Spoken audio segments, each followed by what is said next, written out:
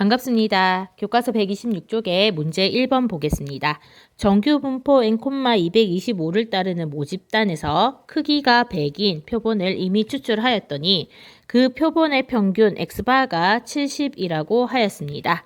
자, 이때 아래 설명이 맞으면 O, 틀리면 X를 써넣으시오 라고 했습니다. 첫 번째, 모표준 편차 시그마는 5이다 라고 했죠.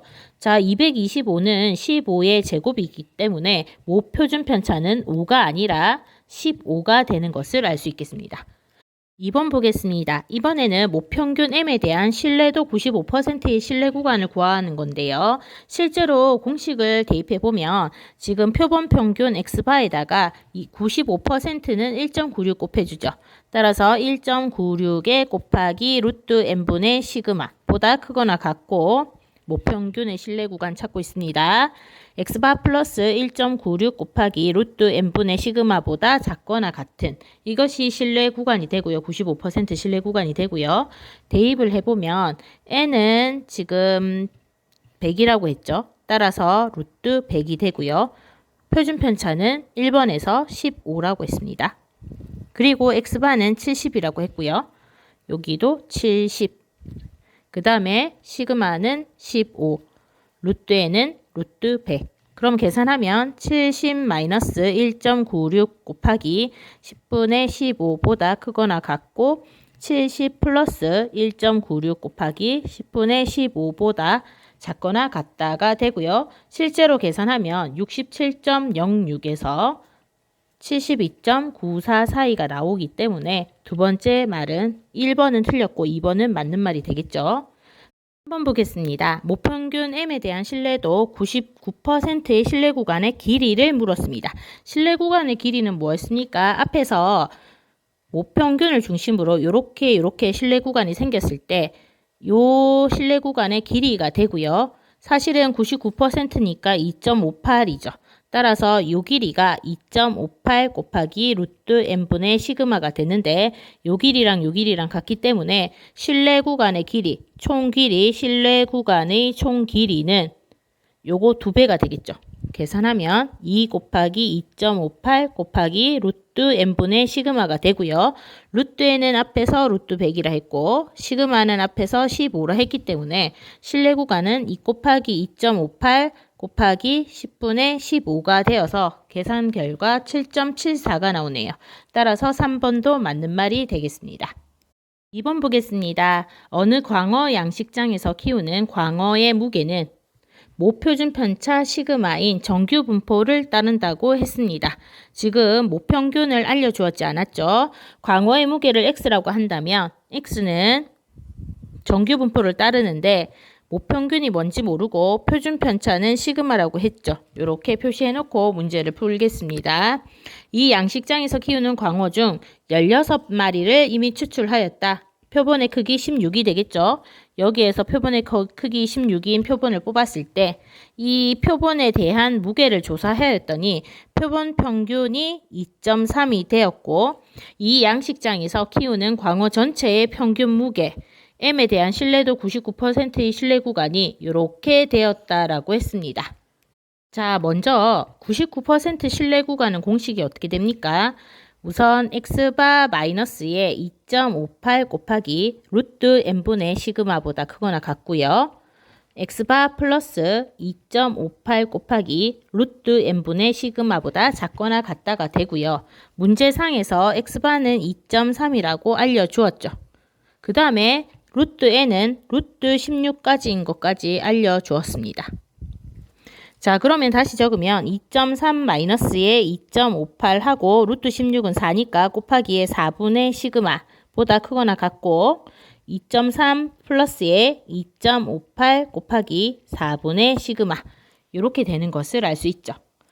자, 그러면 요 값이 1.9775이고 요 값이 2.6225니까 요거를 이용해서 시그마 값을 바로 찾을 수 있습니다. 2.3 플러스 2.58 곱하기 4분의 시그마가 2.625니까 요거 계산하면 어떻게 되죠? 2.58 곱하기 4분의 시그마는 2.625에서 2.3을 뺀 0.3225가 되는 걸 알 수 있고요. 그렇게 해서 계산을 하면 시그마가 0.5가 나오는 것을 알 수 있겠습니다. 자, 이렇게 첫 번째 방법. 구간을 구해서 좌우 양끝 값을 비교하는 방법이 있는데요. 이 방법 말고 또 다른 방법이 있죠. 무엇입니까? 실내 구간의 길이를 이용하는 방법이 있습니다. 2 곱하기 2.58 곱하기 루트 n분의 16분의 시그마가 실내 구간의 길이고요. 이 구간이 지금 길이는 2.6225에서 1.9775를 빼면 되죠. 실제로 계산하면 지금 요거 2, 요거 4니까 2분의 2.58 곱하기 시그마는 0.645가 되고요. 요거 계산하면 1.29 시그마는 0.645가 되겠습니다. 따라서 시그마를 구해보면요. 0.645 나누기 1.29 하면 0.5가 나오겠습니다. 3번 보겠습니다. 어느 공장에서 새로 개발한 건전지의 수명이 모표준 편차가 25시간인 시그마가 25란 얘기죠. 정규 분포를 따른다고 합니다. 그럼 건전지의 수명을 확률 변수 x라 한다면 x는 모평균 안 가르쳐 줬고요. 모표준 편차 25라고 알려주었습니다. 이렇게 모집단의 분포를 알고 있는 상태에서 건전지의 평균 수명을 신뢰도 99%로 추정할 때 그 신뢰 구간의 길이가 5시간 이하가 되려면 적어도 몇 개의 건전지를 조사해야 하는지 구하시오. 자, 실내 구간의 길이가 5 이하가 돼야 된다고 했습니다. 그러면 실내 구간의 길이는 2 곱하기 99% 추정이니까 2.58이죠. 2.58 곱하기 루트 n분의 시그마는 25라고 했죠. 그럼 이것이 실내 구간의 길이고 이게 5 이하가 되는 그런 n값을 구하라는 말이 되겠습니다. 자, 그러면 계산했을 때 이 양변을 5로 나누면 어떻게 됩니까? 이렇게 되죠. 그러면 5 곱하기 2는 10이니까 이쪽 부분이 계산되면 25.8 곱하기 루트 n분의 1은 1보다 작거나 같다가 되고요. 그럼 루트 n은 25.8보다 크거나 같다가 되겠습니다. 그럼 제곱하면 n은 665.64가 되겠습니다.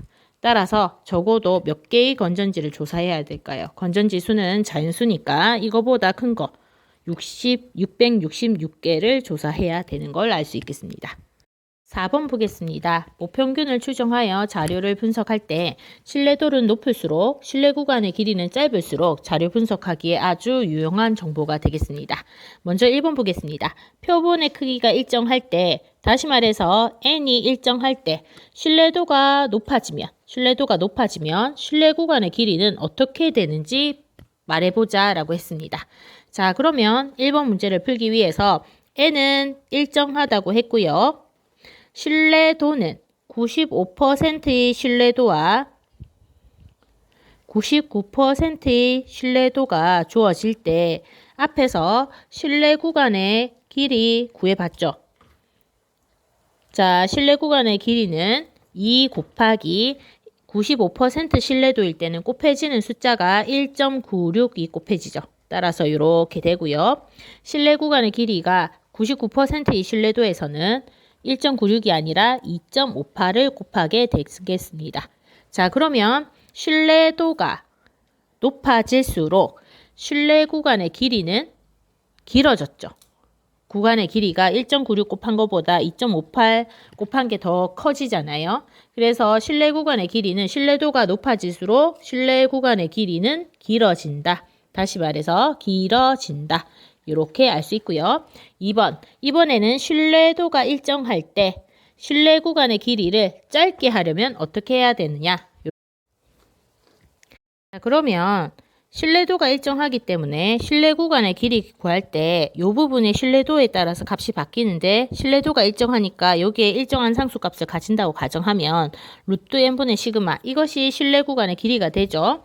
그런데 이것이 짧아지게 하려면 이것이 작아지려면 어떻게 해야 될까요? 분모에 있는 값이 커지면 되겠죠. 그러면 루트 n이 커지려면 어떻게 해야 되죠? 표본의 크기 n을 크게 하면 되죠. 다시 말해서 신뢰도가 일정할 때 신뢰 구간의 길이를 짧게 하려면 표본의 크기를 크게 한다라고 생각하시면 되겠습니다.